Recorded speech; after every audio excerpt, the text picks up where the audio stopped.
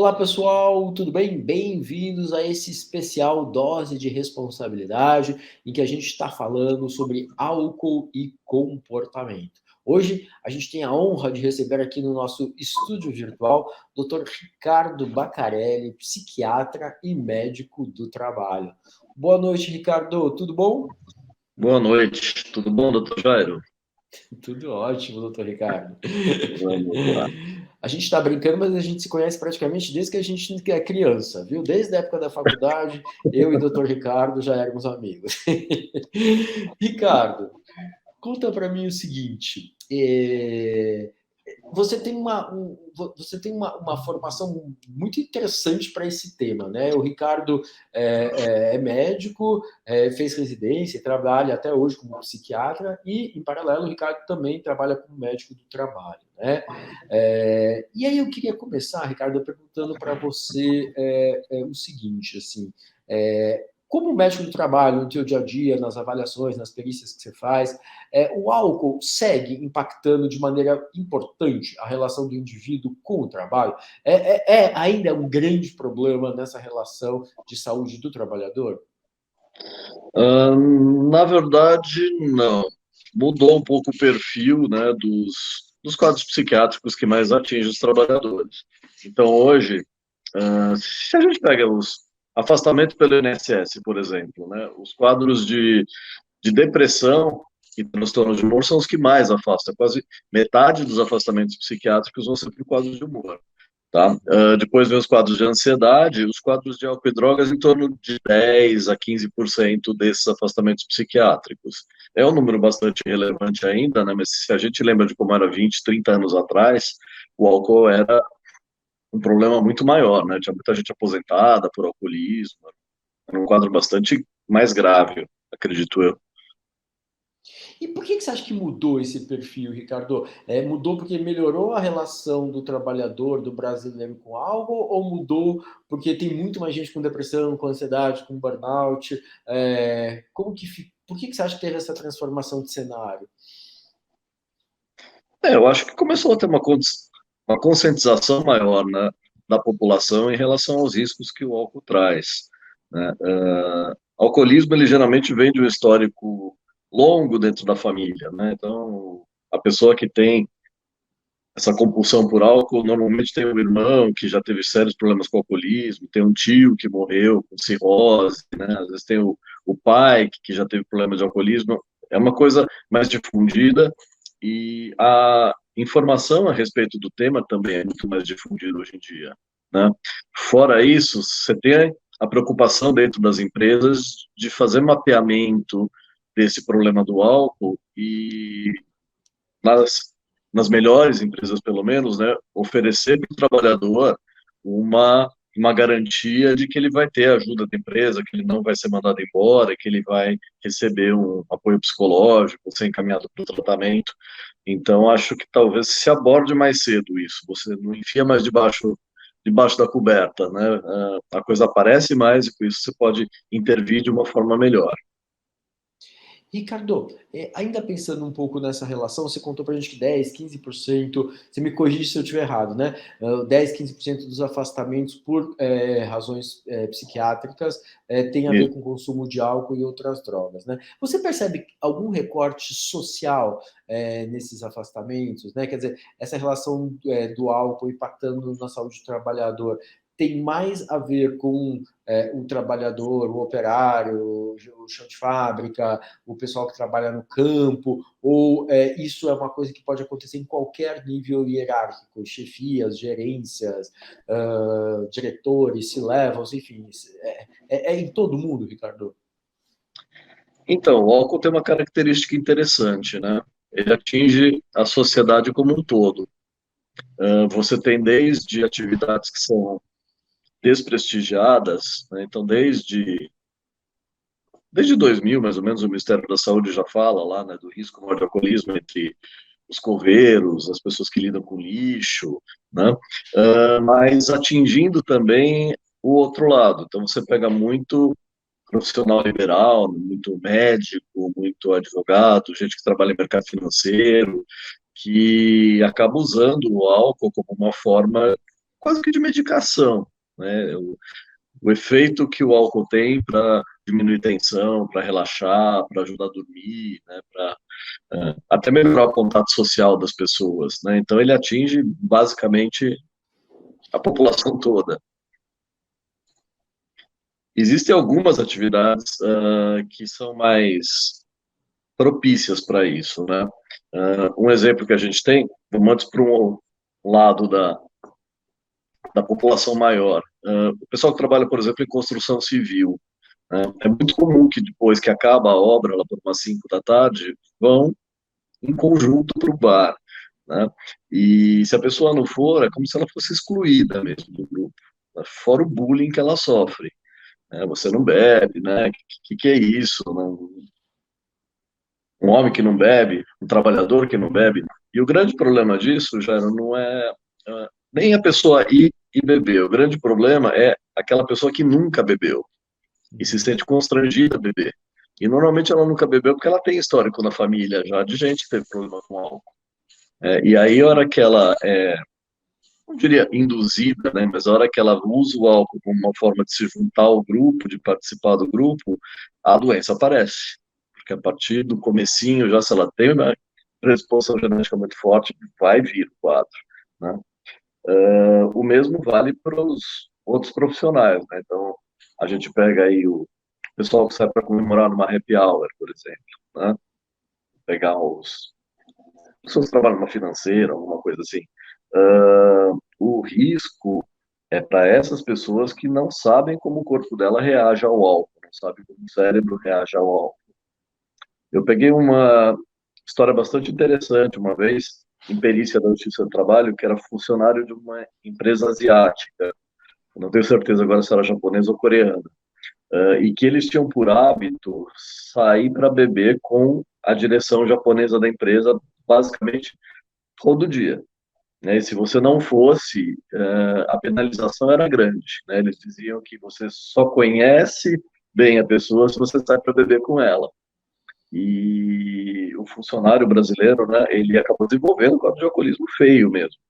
Né? Ele fazia o consumo de várias doses por dia durante acho que uns 2 anos na sequência, e ele teve grande dificuldade para parar depois disso.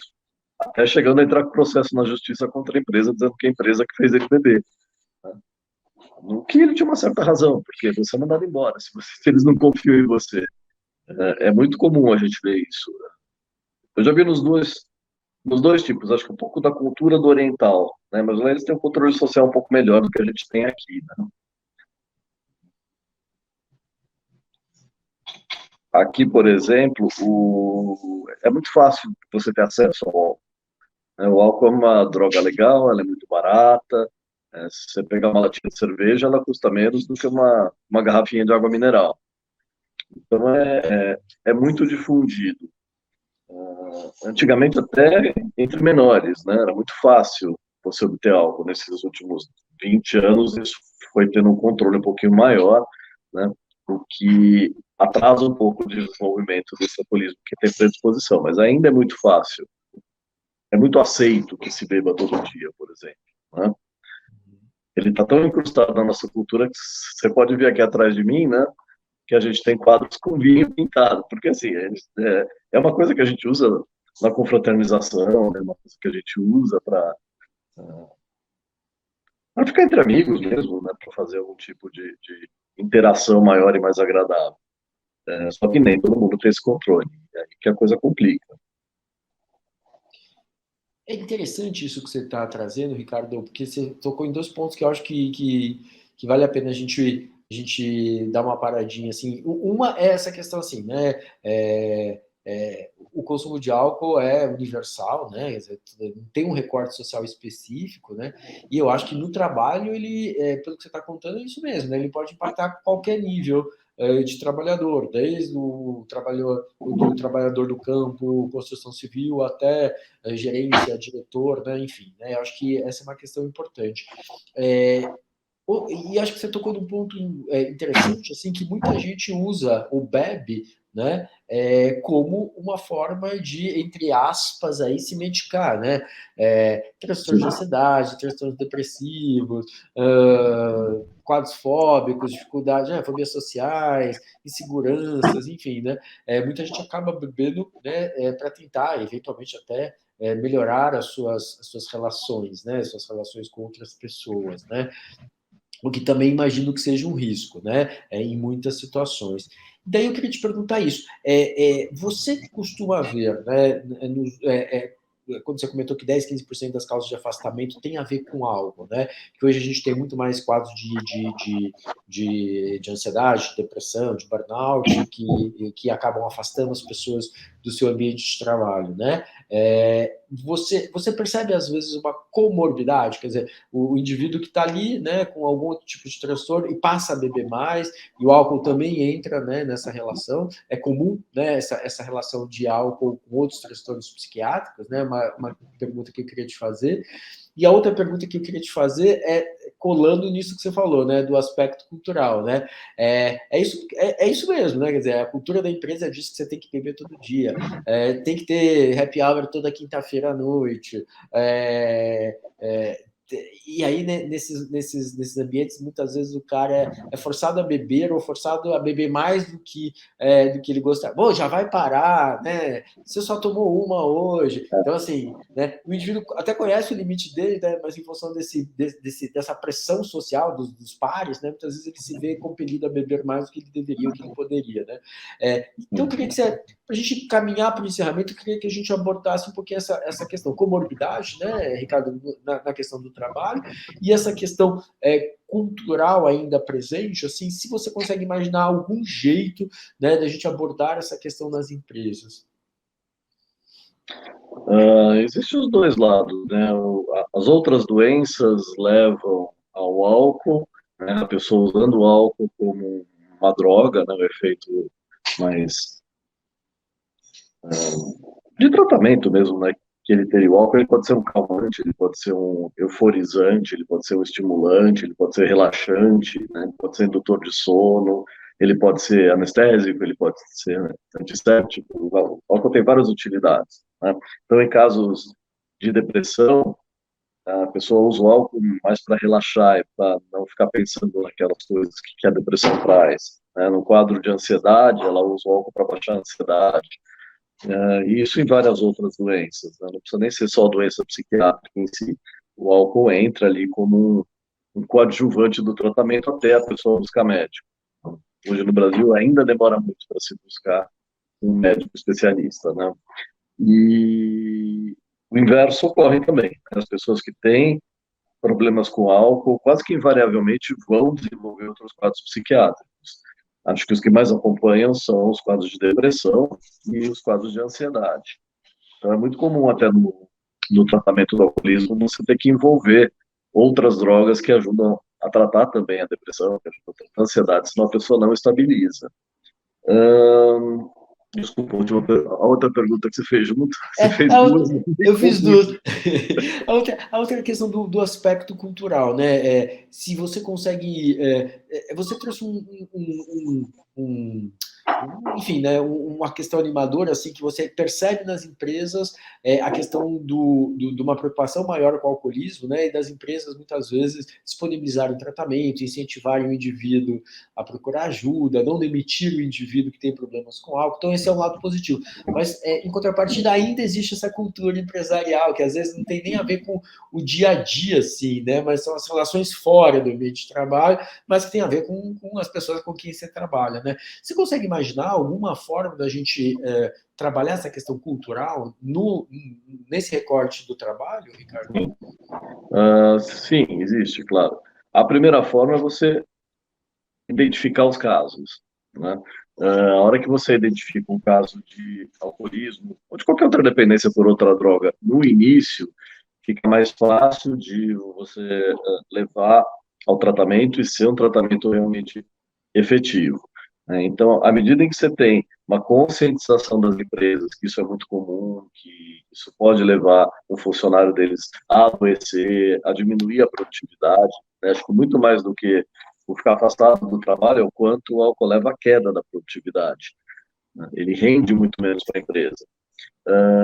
Então, à medida em que as empresas vão tomando consciência disso, elas começam a lançar mesmo programas para se identificar isso precocemente. Então, você pode, por exemplo, usar exame periódico, né, que as pessoas fazem em média uma vez por ano na empresa, para você aplicar um questionário que identifica como ela está bebendo.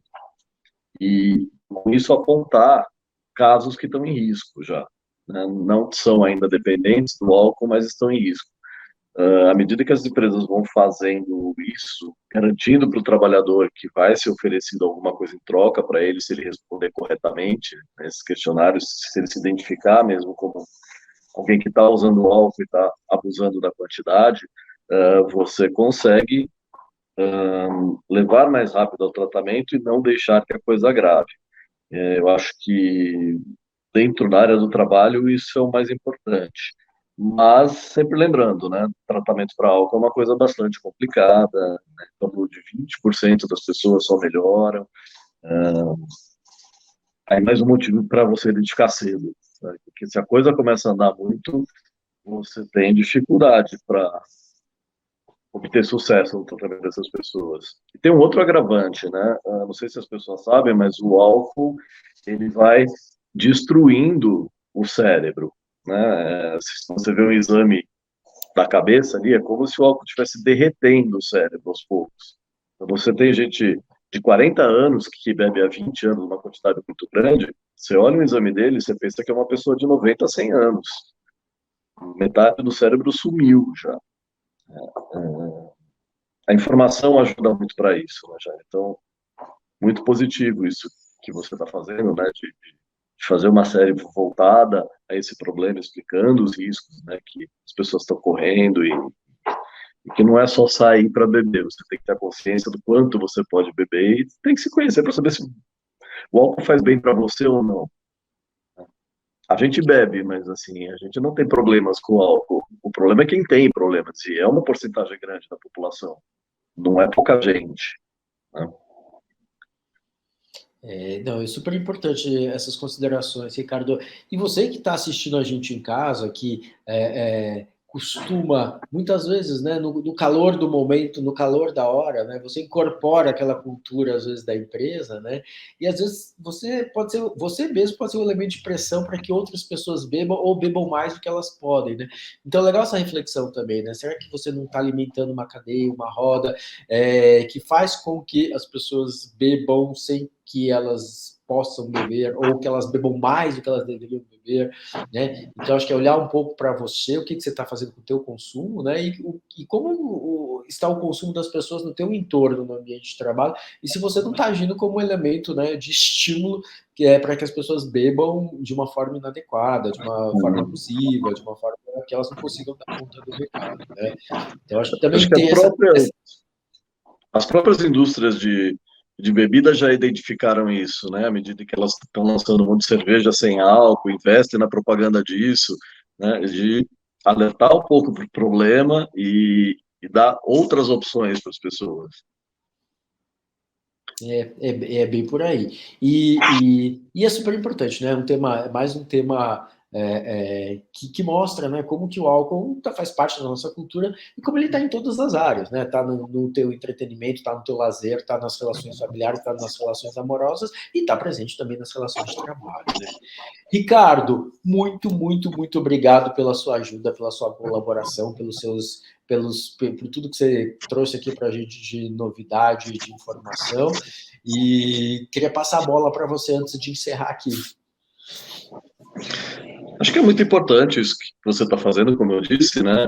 Ajuda as pessoas a entenderem um pouco melhor a gravidade da situação e que mostra que se elas não se cuidarem, não respeitarem também o limite dos outros, a gente vai continuar tendo muito problema com o álcool, né? O controle social do álcool no Brasil é muito ruim.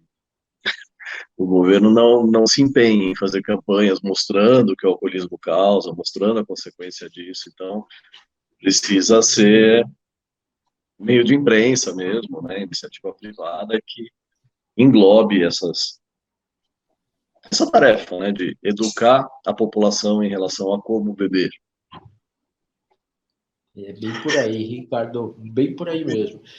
Ricardo, muito obrigado por estar com a gente. Você que assistiu a gente, acompanhou a gente, espero que vocês tenham curtido, gostado desse especial Dose de Responsabilidade. E se curtiu, se gostou, volta, porque a gente está cheio de conteúdo e novidade bacana para vocês. Valeu e até a próxima.